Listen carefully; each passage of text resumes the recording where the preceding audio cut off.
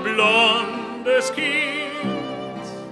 Der gute Herr Vater, ein Sausewind, so frisch und so fromm war jene Zeit, und alle, die waren wie Nachbarsleut. Guten Morgen, Herr Nachbar, grüß Gott, Mamsell. Die Augen, die leuchten so freundlich hell. Da gab's kein Geniere, da gab's auch kein Neid. Es war alles voll Liebe und Seligkeit.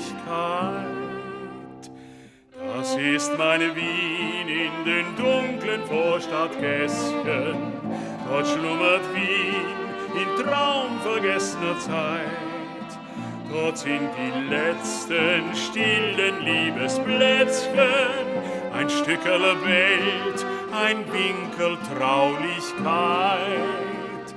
Das ist meine Wien in den dunklen Vorstadtgässchen. Dort wiegt sich Wien im leichten Walzerschritt.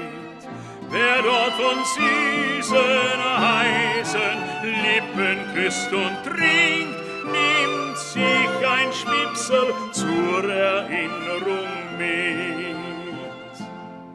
Ist einmal ein Wiener hinaus in die Welt und hat auch alles gehabt, nur eins hat gefehlt, sein einziges Wern, sein Mutterstadt, wo einstens seine Wiege gestanden hat. Da bockt sich zusammen, holt's nimmer aus. Er muss noch ein bissel, ein wenig aus. So schön wie daheim kann es nirgendwo sein, beim Mutterl im Gassel, beim Glaser Wein. Das ist meine Wien in den dunklen Vorstadtgässchen. Dort schlummert Wien in traumvergessener Zeit.